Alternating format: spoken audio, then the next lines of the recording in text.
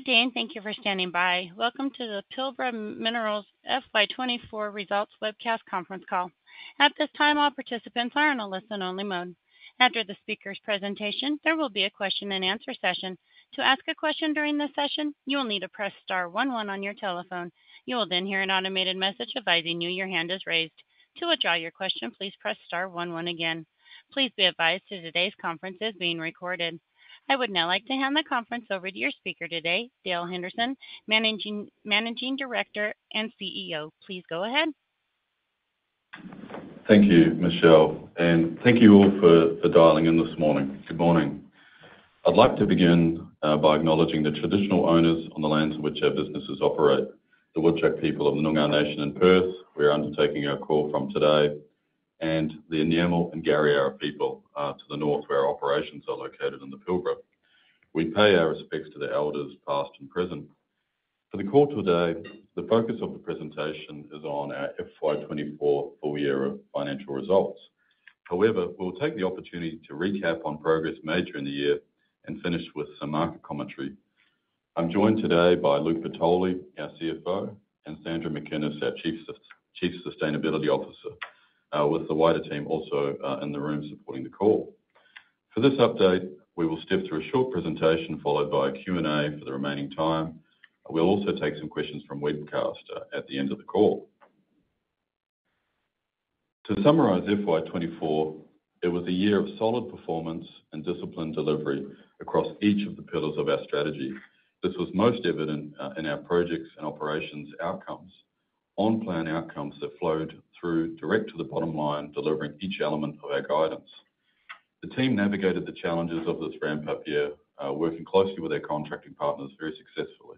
A great set of results. In parallel, we got on with the job with maturing our approach in sustainability, which Sandra will touch on in brief later in the call. Now turning to slide 3. Our ambition is to become a leader in the provision of sustainable battery materials products. Over the course of the year, we've made progress against each of the 4 strategic pillars you see here. Now, stepping through these, if you turn to slide 4 for our operational highlights, FY24 was focused on seeing through the expansion projects that were in motion while simultaneously improving our operating performance. The team progressed both of these fronts. Both expansion and continuous improvement are additive to further extend our low-cost position. This burning focus on continuous improvement is central to our DNA and continues into FY25 and beyond. Now, stepping through each of these pillars, starting with the operation, we had record production of 725,000 tonnes and record sales of 707,000 tonnes. Unit costs met guidance, and the June quarter particularly provided an example of the unit cost benefit that can come from the scale step-up care of the P680 primary rejection facility. Average realised price over the course of the year was $1,176 per tonne. As it relates to the growth per pillar, well, these records were enabled by the on-time delivery of the P680 primary rejection facility.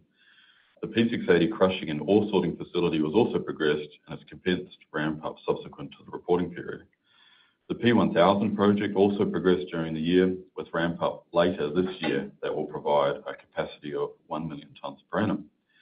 And also during the course of the year, we released our PFS for the P2000 project, offering 2 million tonnes per annum. This is a potential growth option for Pilbara and will be considered down the track and considered against the market conditions at that time.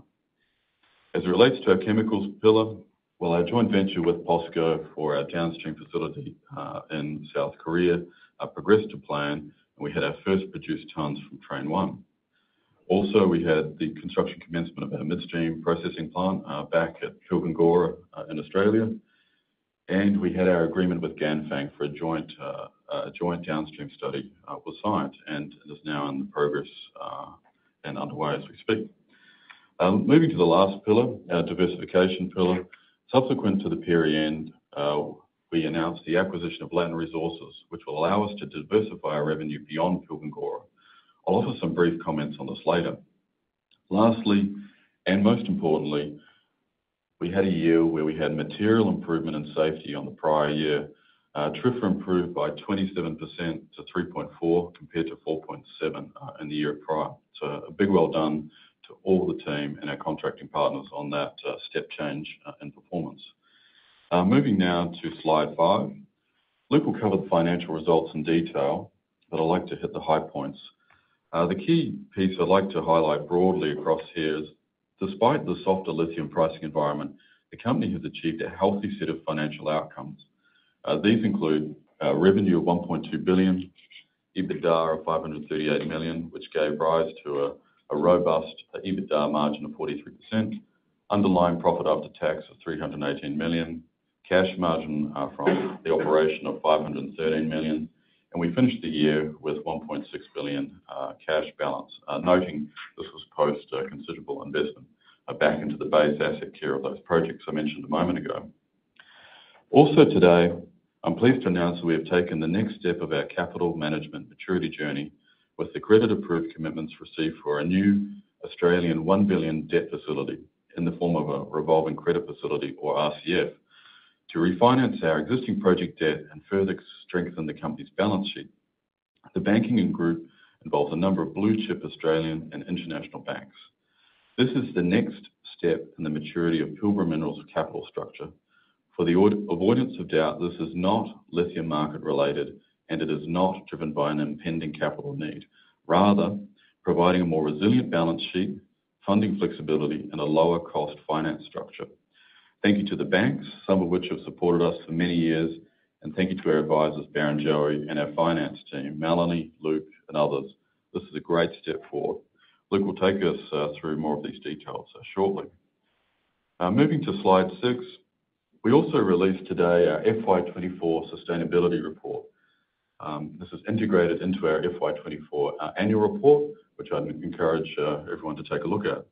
For the first time, we have also published our sustainability data book, which is available on our website. Well done to Marie Alice and the team on that production. Now, we've made significant strides this year on our sustainability journey, progressing several key initiatives that you can see on the slide. These continuous sustainability efforts are shaping our path to become a leader in driving a sustainable energy future. And again, Sandra will step through some more detail a bit later. Now, with that, I'll now hand over the call to Luke to run through the financial results in more detail. Thanks, Dale, and good morning to those on the call. Please turn to slide 8 of the presentation for a summary of the group's key financial metrics for the full year ended 30 June 2024, or FY24. There were a number of financial highlights in the FY24 period, notwithstanding the impact of lower prices. We reported a healthy EBITDA of $538 million and an EBITDA margin of 43%. We also reported a positive cash margin from operations of $513 million and positive cash margin from operations post ongoing CapEx. Our ending cash balance remains strong at $1.6 billion. Turning to physicals, as Dale mentioned, we reported record production volume of 725,000 tonnes of spodumene concentrate in FY24.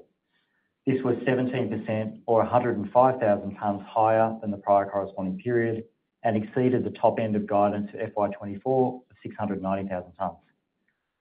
As mentioned in the June quarterly, this production volume outcome was largely achieved through a very strong Q4 performance. As planned, Q4 was underpinned by the P680 primary rejection facility, fully operational and uninterrupted by project commissioning downtime with optimised recoveries. Sales volume was 707,000 tonnes in FY24, 16% higher than the prior corresponding period, enabled by the higher production volume mentioned earlier. Average realised price declined from US $4,447 per tonne in FY23 to US $1,176 per tonne in FY24, a 74% decline.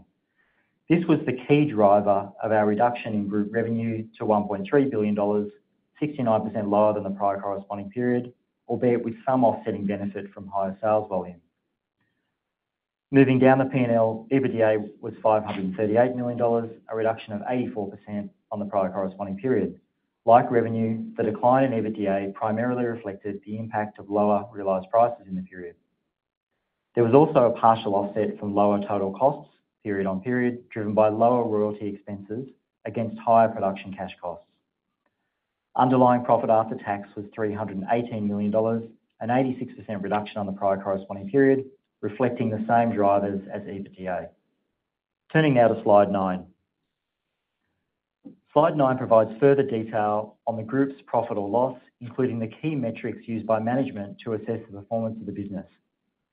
Operating costs, excluding depreciation, which is equivalent to CIF costs, improved 14% relative to the prior corresponding period to $579 million in FY24. This decline in costs reflected lower royalties due to reduced pricing, offsetting increased costs to support the expanded operation as flagged throughout the FY24 period. On a CIF basis, unit operating costs were $818 per tonne in FY24, a 25% reduction on the prior corresponding period, which can be largely attributed to lower royalty costs. On an FOB unit operating cost basis, excluding royalties and shipping, unit costs were $654 per tonne in FY24, an increase of 7% on the prior corresponding period. This was again the result of the previously disclosed increased investment operating costs to support the P680 and P1000 expansion projects, partially offset by increased sales volumes. Turning now to slide 10. Slide 10 shows a summary cash flow statement. As a headline comment, the group ended the year with a strong cash balance of $1.6 billion. Cash margin from operations, measured as receipts from customers less payments for operating costs, was $513 million. Moving down the cash flow statement, the previously disclosed FY23 income tax catch-up payment of $763 million and approximately $210 million of income tax paid relating to FY24 contributed to a net operating cash outflow of negative $440 million. For investing cash flows, there was a significant increase in capital expenditure in FY24, with payments for property, plant and equipment of $810 million on a cash basis and $865 million on an accruals basis, in line with our FY24 guidance for CapEx. This included growth capital expenditure of $493 million, or 57% of the total, on P680 and P1000, $141 million of capitalised mine development costs or deferred stripping, $141 million of new projects and enhancements, and $89 million of sustaining capital spend. Interest income in the period was $118 million from interest on cash held in term deposits. Other operating cash outflows of $98 million reflected the group's corporate costs, exploration and study costs for the period. Our financing cash outflows were $434 million, primarily relating to the FY23 final dividend payment of $421 million made in September 2023. Interest, leases and other payments was an outflow of $121 million, reflecting lease payments of $74 million, interest on our borrowings of $27 million, and interest on leases of $11 million. There was also a net increase in borrowings of $109 million, largely attributed to additional drawdowns under our government agency loan facility established in February 2023 for the funding of P680 project works. Turning now to slide 11. Slide 11 provides a waterfall chart representation of our FY24 cash flow statement. Throughout FY24, we saw a total change in cash or cash outflow of $1.7 billion, with cash declining from $3.3 billion as at 30 June 2023 to $1.6 billion as at 30 June 2024. There were some key drivers of this decline. The $1.7 billion decline in cash in the period largely reflected the FY23 income tax catch-up payment mentioned earlier of $763 million, growth capital expenditure on P680 and P1000 of $493 million, and the dividend payment relating to the second half of FY23 totalling $421 million. In the absence of these three cash outflows, the change in cash would have been broadly flat. As mentioned above, cash margin from operations remained strongly positive at $513 million, reflecting the strong cash generation of the business, even at a lower spodumene price of $1,176 per tonne.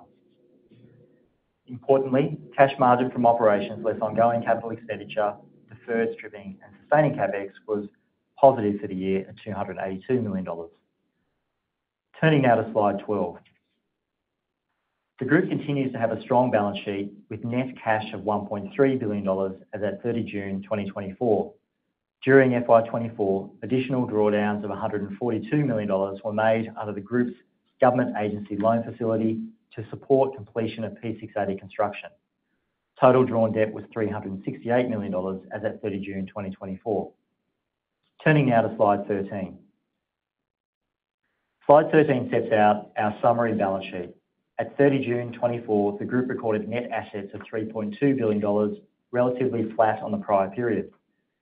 This flat net asset outcome, period on period, largely reflects the decline in cash that was spent on CapEx due to planned capital investment mentioned in our FY24 guidance, and a reduction in our tax liability from the payment of the FY23 income tax payment.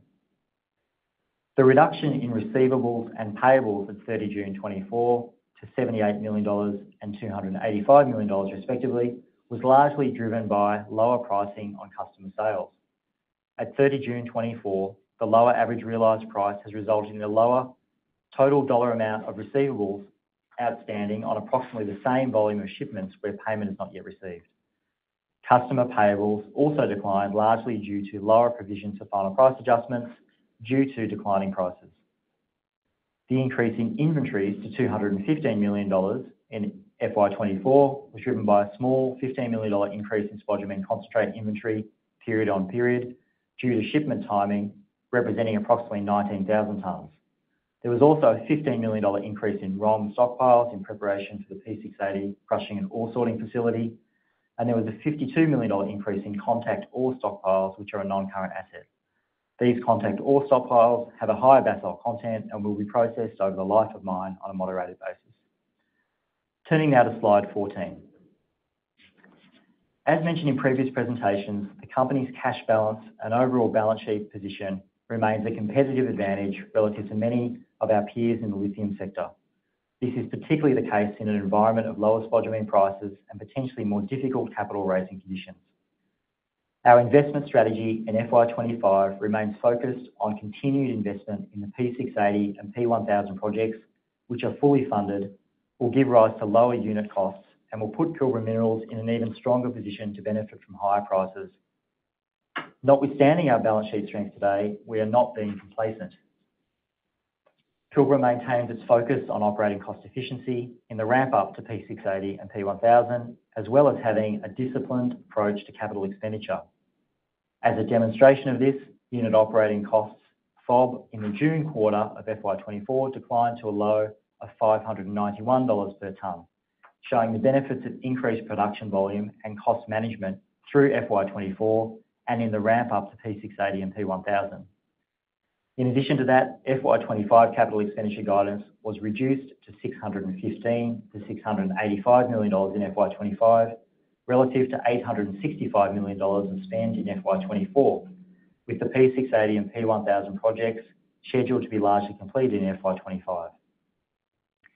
We also note that in order to further preserve our balance sheet strength in the current market environment, the board has not declared a final dividend for the H2 FY24 period. Free cash flow, as defined in our capital management framework, also suggested that no dividend was payable for the period. Turning now to slide 15.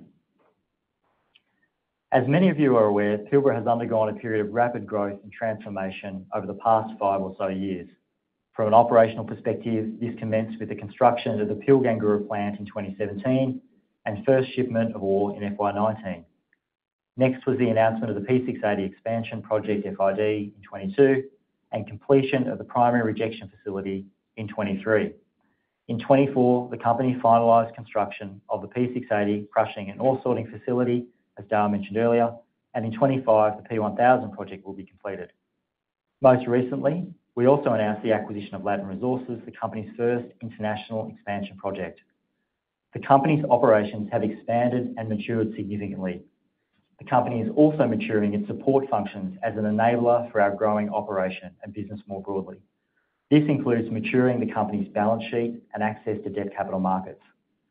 The company has transitioned from a business that was originally equity funded, like many development projects, to the current government-led project-style facilities established in 23 and drawn to approximately $368 million as at 30 June 2024.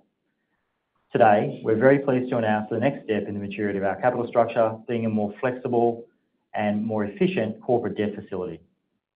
The history of Pilbara has been one of disciplined and prudent management of our balance sheet. The new debt facility we have announced today is the next logical step in that journey and as the company matures. Turning now to slide 16. Today, we announced that the company has received commitments from a group of domestic and international banks for a proposed new $1 billion debt facility in the form of an RCF. This new debt facility is being established to refinance our existing project-style debt facilities on improved terms while further increasing our financial flexibility and liquidity.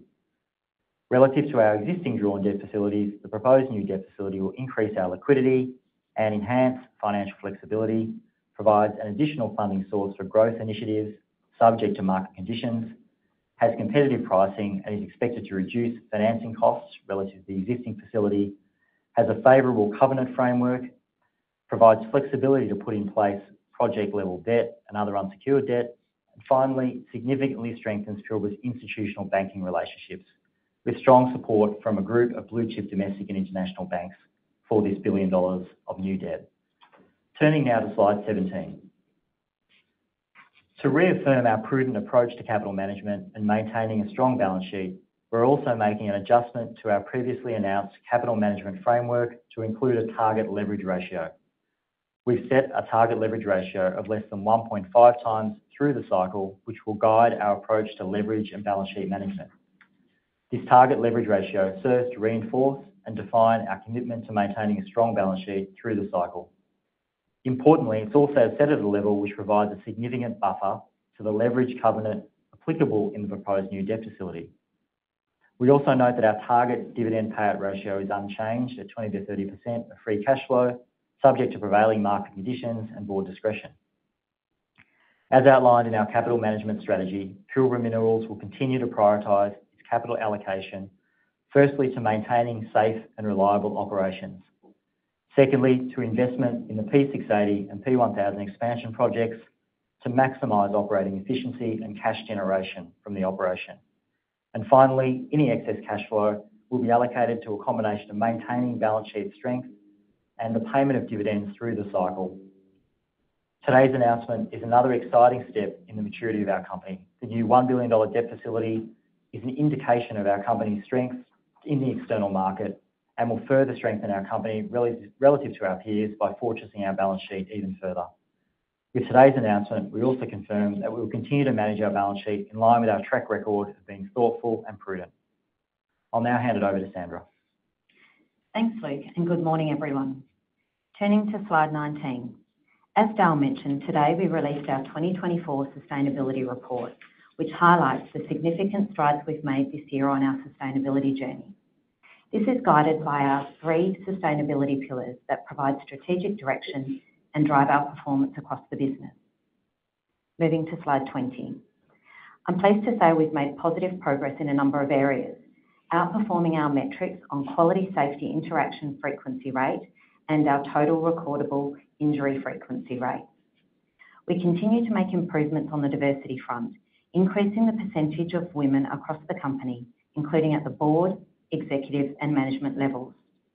I'm also proud to say we released our first reconciliation action plan, which was led by a passionate group of team members. Now moving to slide 21. During the financial year, we released our power strategy, which aims to significantly reduce our power emissions intensity by 2030.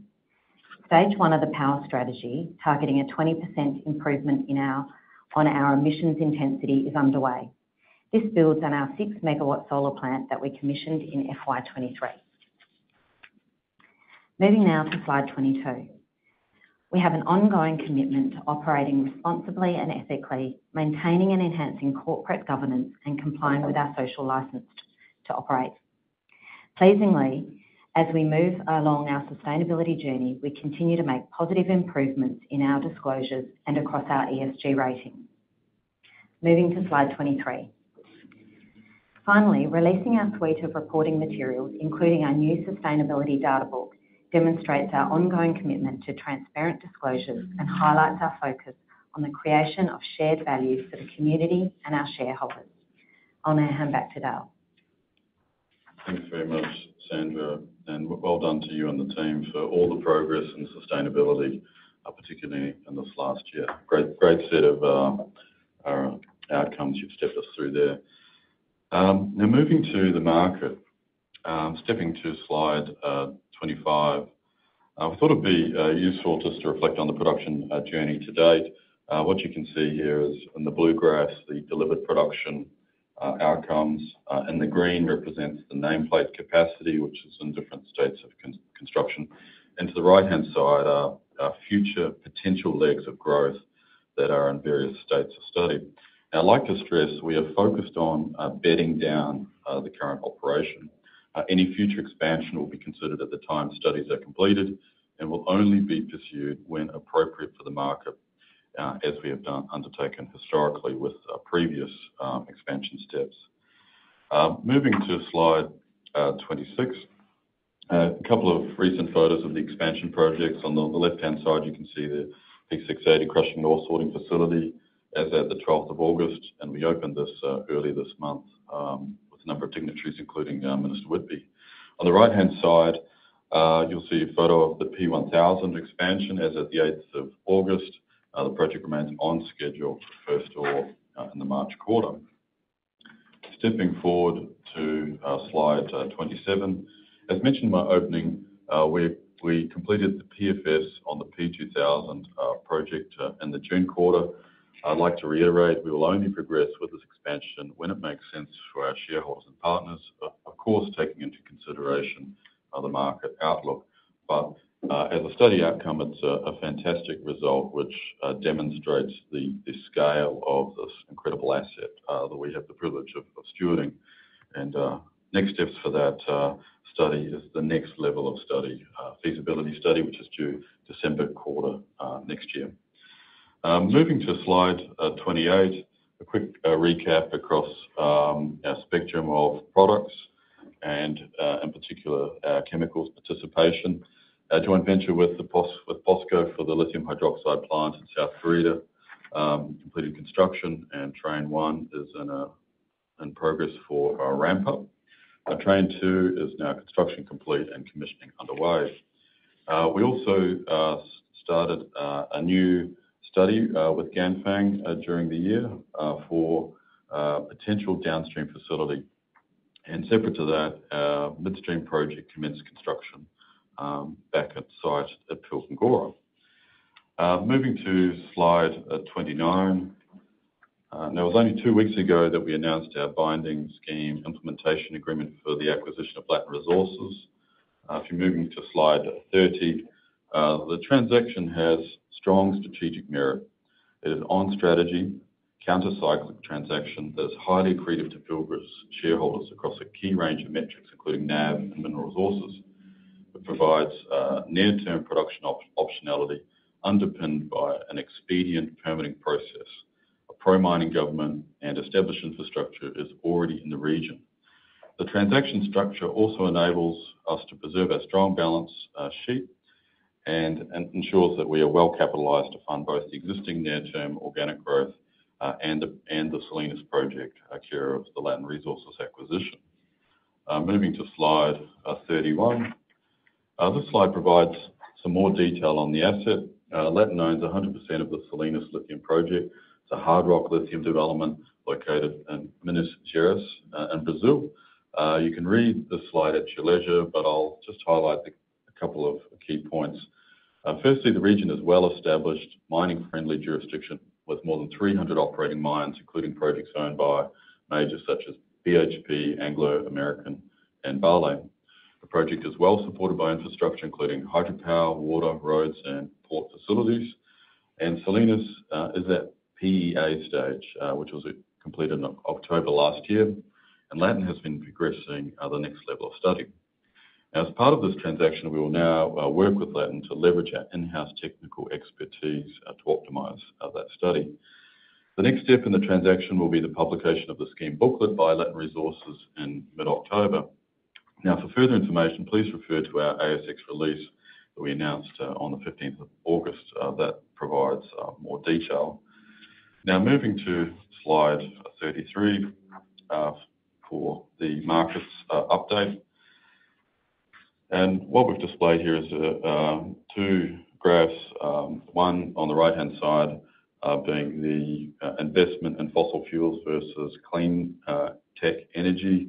And you can see the strong departure with the IEA estimating approximately two-thirds of investment this year is going to clean tech versus fossil fuels, indicated by the green line. On the left-hand side is the long-run EV sales trend over the past 5 years, so presenting a healthy upwards growth direction.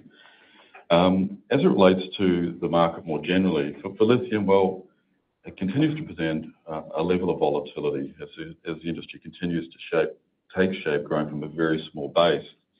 Now, I'll make my comments across sort of three fronts here. Firstly, I'll talk a little bit about pricing. I'll then talk about the lithium demand. And then lastly, Pilbara Minerals insights and how we see it shaping the decisions we're taking as a business. So starting with market pricing has seen strong declines over the past year, and we have actually seen further softness of late. Now, comparing FY23 to FY24, there's been a 67% decline over that period as it relates to the 5 spodumene PRAs. As it relates to the China domestic carbonate, a similar percentage at around about 67% decline. So fairly large step down over the course of last year. Of course, noting that the prior 2 years were very, very high and well above historical highs. So no surprise to see some downwards movement from a period of such record highs. Now, moving to the more recent period from sort of 1 July to the 22nd of August, there's been some further declines across the PRAs for spodumene, roughly 22%, and China domestic carbonate, approximately 18% from that period, 1 July to 22nd of August. So a little bit more softness on pricing. Now, we suspect that at these price levels, this will be a very difficult price point for many of the converters and suppliers through the industry. So we will continue to see how others in the market behave in response to these price levels. Now, moving to the second part of my commentary here around EV and sales demand more generally. Well, as it relates to market growth, a number of strong markers exist despite that pricing pullback that we're seeing. So if we compare this financial year, the FY24 financial year to the prior financial year, well, globally, we're seeing a 25% increase year on year, moving from 11.9 million units in FY23 to 14.8. Looking at the China subset specifically, it's been a 30% increase year on year, 6.8 million to 8.9 million units are sold. And then as it relates to EV penetration, again, comparing the 2 years as it relates to global penetration, 17% year on year increase. And then China penetration, a 23% year on year increase. Then narrowing the focus to the more recent window, as it relates to July, what we've seen in China is some very healthy numbers, 787,000 units and a 51% penetration rate, which to our knowledge is the first time EV penetration has passed 50% for China. So a bit of a milestone there. And then stepping into August, it looks like those healthy EV numbers are continuing for China with 490,000 units sold within the first 2 weeks. So anyways, we watch with interest to see how this key subset of the market continues to grow. Now, moving to Pilbara Minerals, well, as it relates to Pilbara Minerals sales, well, we continue to see strong demand and conformance with their contracts across all of our customers. Now, I'd highlight that Pilbara has considered carefully our supply chain partners, with a focus on partnering with those whom we feel are amongst the strongest within the supply chain. This assessment is based on their tenure in the industry, their strength of downstream supply chain relationships, i.e. their customers, their years of working experience with Pilbara, and of course their cost of production, all of which we think flows through to their relative strength in this marketplace. Now, our customers tell us they seek out the same criterion in their suppliers, such as Pilbara Minerals. So for Pilbara, as I've said previously, we remain positive on the long-term prospects of the industry. However, historically, we have experienced periods of volatility in the industry as it's continued to grow and as we're seeing now. It is this experience that guides us with the decisions we have made on our sales strategy, our investment to drive down cost, and our balance sheet management, which Luke has spoken to today. And all of these actions, we've reflected on these and taken steps across each of these fronts this past year, as we've touched on. So to conclude, look, we remain focused on maximising our strengths. Firstly, extending our low-cost position as a scale operator. Secondly, disciplined capital deployment to scale the operation judiciously and lockstep with the lithium market growth. And finally, preserving our strong balance sheet. Thank you to our shareholders, in particular our long-term shareholders, for your ongoing support. And I'd like to thank you all this morning for dialing in for our results presentation. And with that, I'll now hand back to Michelle to move to Q&A. Thank you. As a reminder, to ask a question, please press star 11 on your telephone and wait for your name to be announced. To withdraw your question, please press star 11 again. We please ask that you limit yourself to one question and one follow-up. One moment for our first question.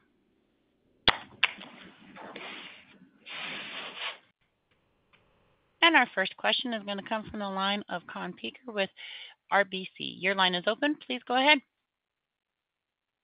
Good morning, Dale, Luke and team. So the first question, just sort of looking at the accounts, the results indicate about 154,000 tonnes of sales that are still subject to provisional pricing as of end of FY24.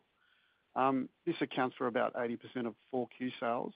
Has this changed, and should we model sort of that 20% spot sales going forward? And I'll just follow up with a second one.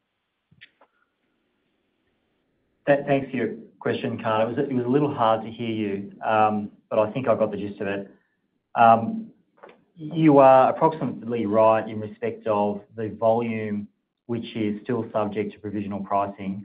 I think what is important to note is that due to the declining lithium price, our expectation on the provisional pricing adjustment is relatively immaterial, and it's around about, let's call it $16 million of net cash outflow.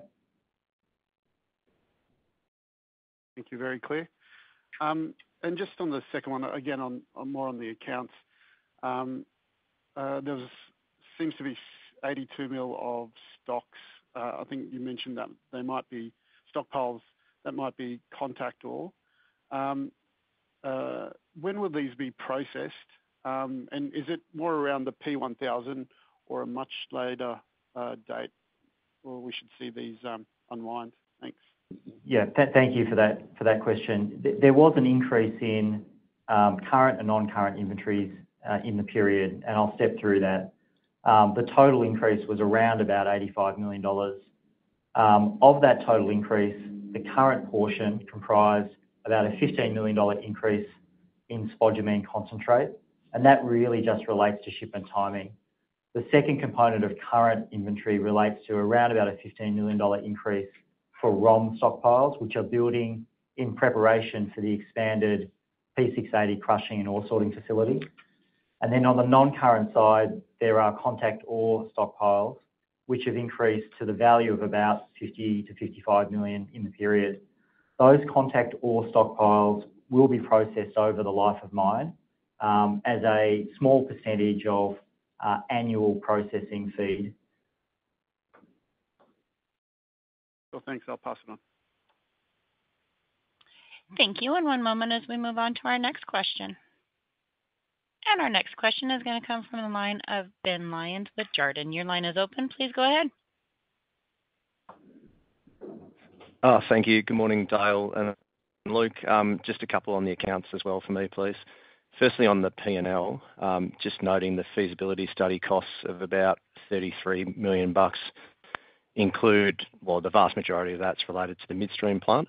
Just wondering if that actually includes capital expenditure on building the midstream plant, please.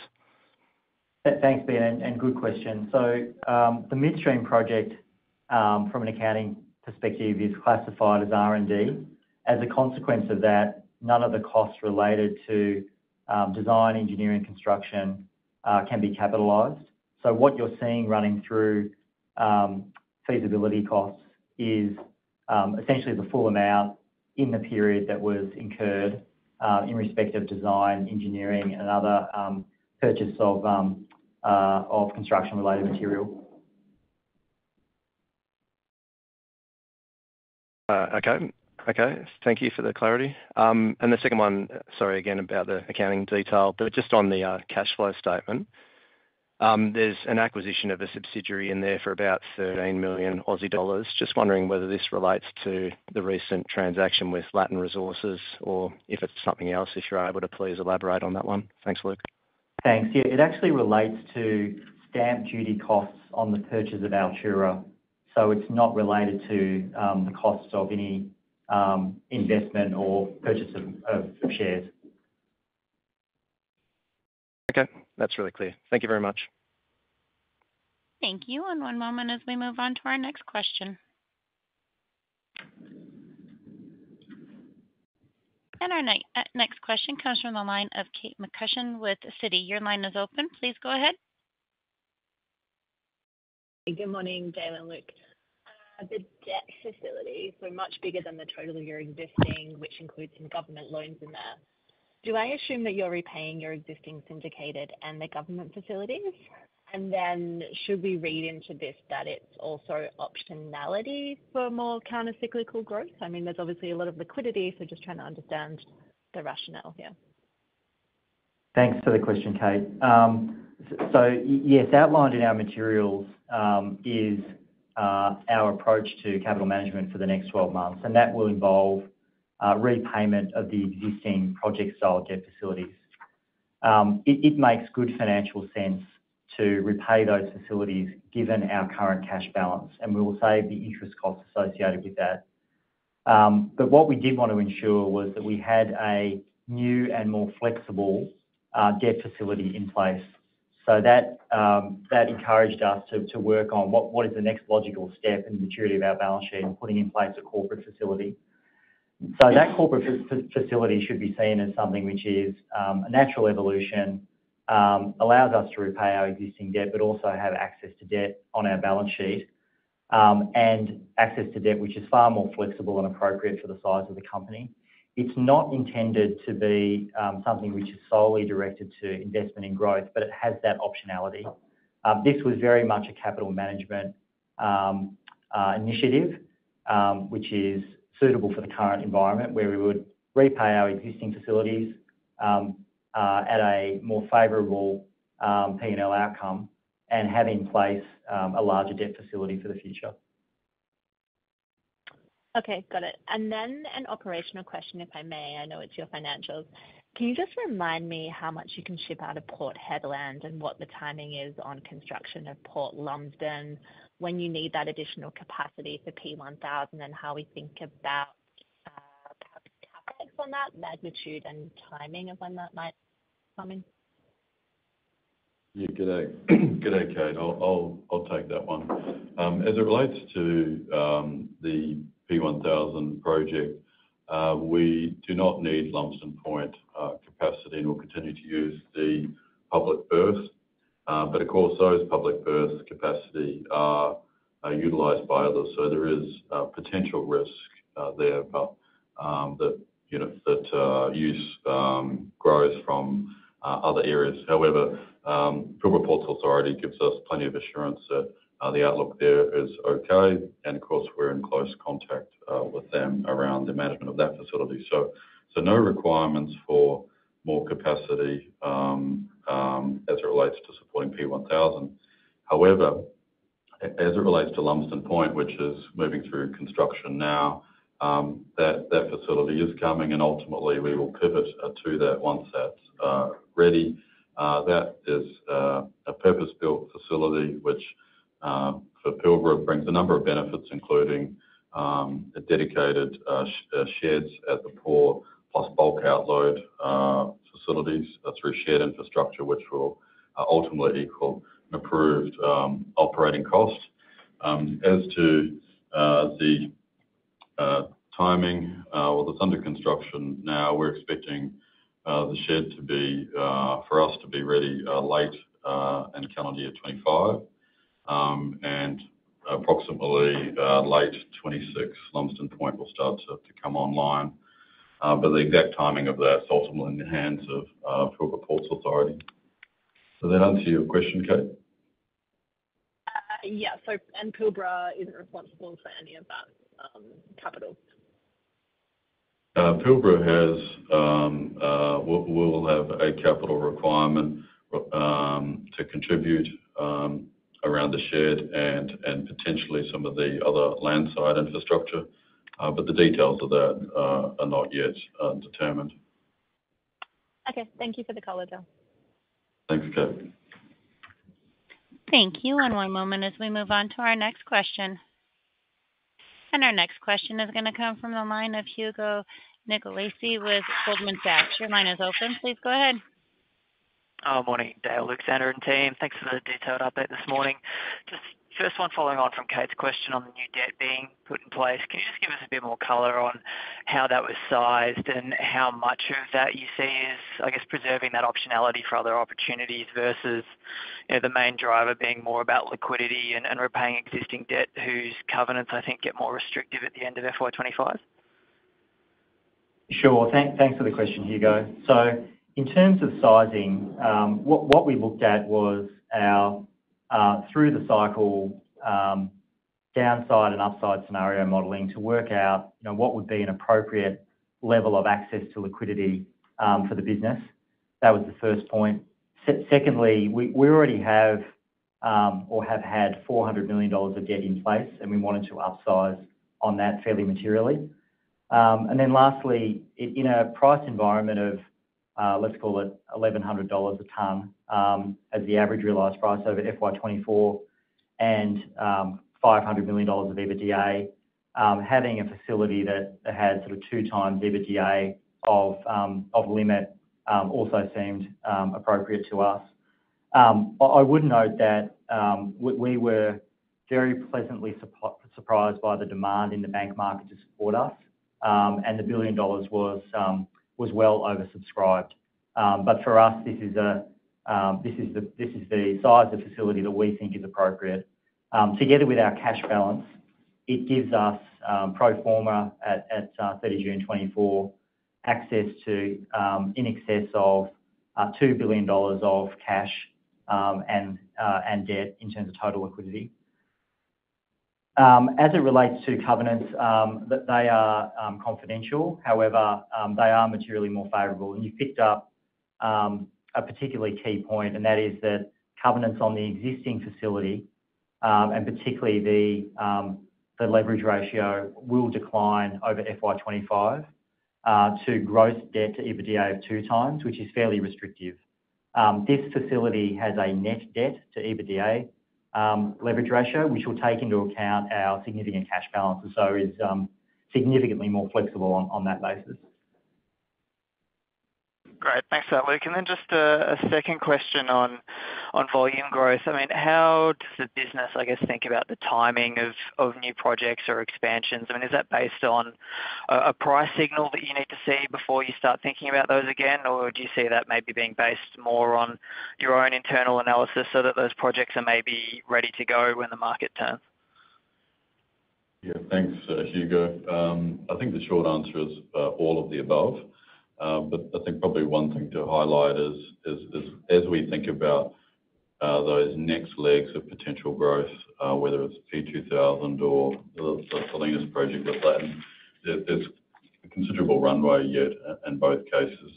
In the case of the P2000, what we've announced to date is only a pre-feasibility study. The feasibility study is due December quarter next year. A year in the lithium market is eternity, and we'll turn our mind to what is the market outlook at that time once those studies are nearing completion. So that would be the short answer, Hugo. Thanks for that, Dale. I'll pass it on. Thank you. And one moment for our next question. And our next question is going to come from the line of Levi Spry with UBS. Your line is open. Please go ahead. Good morning, Dale and Luke. Yeah, thanks for your time. Yeah, just following up on some of the accounting, please. So Luke, sorry, just on the debt there. So are we talking about replacing both the syndicated facility and the government facility? Just to be really clear on that. Yeah, that's correct, Levi. So repayment of those two facilities, which mirror each other. Yep. Okay, and so it's rough savings? So in FY24, we had interest expense of about $27 million. The commitment fee on our proposed $1 billion debt facility is significantly lower than that. Okay, thanks, mate. And sorry, just back on the inventory around the contact ore, can you just give us a bit of help around how to model that going forward? Does that continue to grow? So yes, it will continue.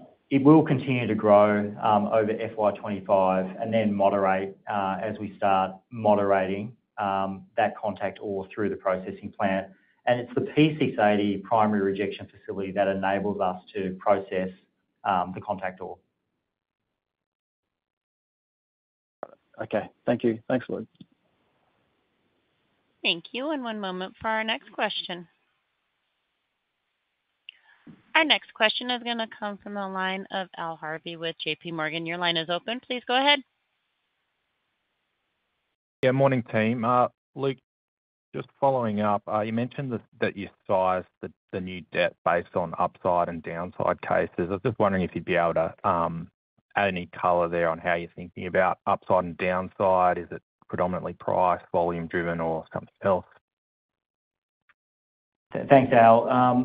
It's predominantly price driven, and the way that we looked at this was, given that we have a substantial cash balance today, the RCF facility gives us essentially the same dollar for dollar access to liquidity in the RCF. So we don't have an expectation in the near term that we'll be drawing down on the facility, but it gives us flexibility going forward to the extent that we need to draw down. Thanks, Luke. And maybe just one for Dale. Just on the Chief Operating Officer role, I know I did ask about this on the Latin Resources acquisition call, but just wanted to clarify, is having a COO part of the longer term plan for you guys, or are you happy just with an executive GM running Pilgangoora? Yeah, thanks, Al. Look, as it relates to the required executive structure for Pilbara Minerals, that decision's a function of the total scope to be delivered and managed. As to what does that mean in light of the Latin Resources acquisition? Well, that's a question yet to be resolved, because ultimately the first priority is to navigate the successful completion of the transaction, which is due at the end of the year. And then beyond that, it's the question of what is the development pathway? So the answers to that require more work with the Latin team. And it's also worth highlighting, of course, that we have secured a number of the key leadership with the Latin team. So more to be worked through in all of that.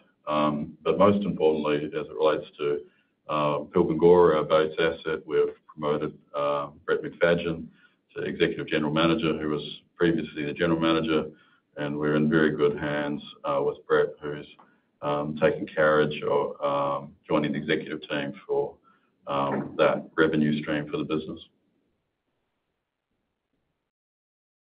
Sure. Thanks, Dale. Thank you. And one moment for our next question.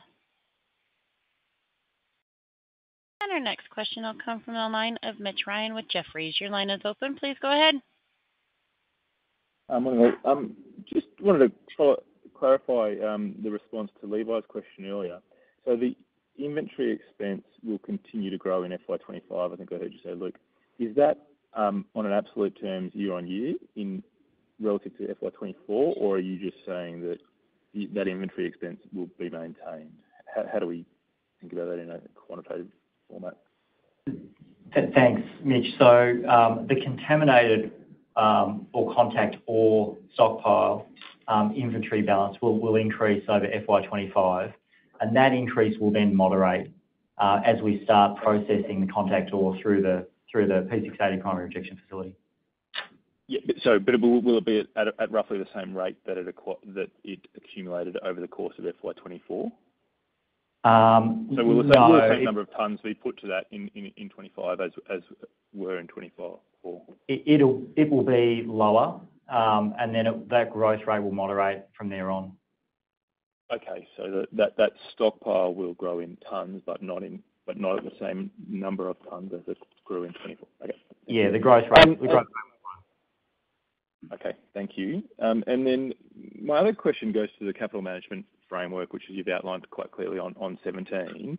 I just want to try and start to think about that. If we assume we're at steady state, you've declared tax of 146 million, so that comes through, majority of that will come through your cash flow. So in those sort of market environments, you would have been net cash. I'm conscious that the board still has to approve it and it's subject to prevailing market conditions, but would we have if the tax bill hadn't been so high, would have we expected a dividend, I guess, is sort of the question. Going forward, should we be expecting a dividend in FY25? So the second half cash flow profile was negative pre-tax, which was the key reason why I mentioned in the presentation that the cash flow for the period didn't actually support the payment of a dividend.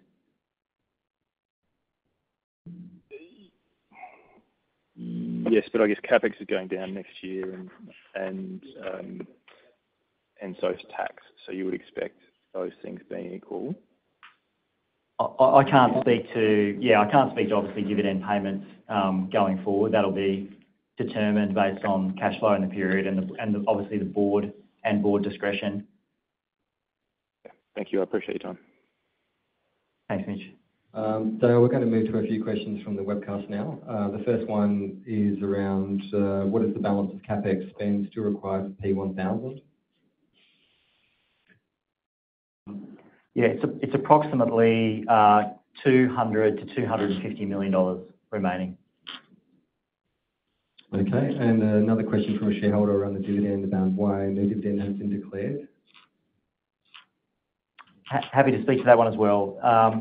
So the dividend that would have been payable for this announced at this results announcement would have been payable for the second half of FY24. The board determined that no dividend would be payable based on a desire to preserve the company's balance sheet strength in an environment where access to capital will be more scarce for some. And secondly, that under the capital management framework, there is a formula which calculates dividend payments based on 20 to 30% of free cash flow. Free cash flow for the second half of the period was negative, and that supported the notion of not paying a dividend for the period. Okay, thank you, Luke. The next question is, what through the cycle spodumene price have you used in your capital allocation framework, in particular for the calculation of your leverage target? I can't speak to the details of our modelling. It's obviously confidential. However, the leverage ratio target was really built on a couple of things. The first is a bunch of benchmarking of our peers and what leverage ratios they maintain, target leverage ratios they maintain. Secondly, it was based on our own internal modelling, which gave us an indication of what leverage we may require in a downside, and it would take a very material downside for us to actually utilise our facility at prices much lower than today. And the third piece was we were very conscious of not having a very high leverage ratio, given that our market is one that is still embryonic. It's still growing, it's still evolving, and having a significant level of debt on the balance sheet in that environment or with that embryonic market is not something that we believe is appropriate for the company. Okay, thank you. And one final question regarding Tantalite. Do we sell it under contract or is it on the spot market?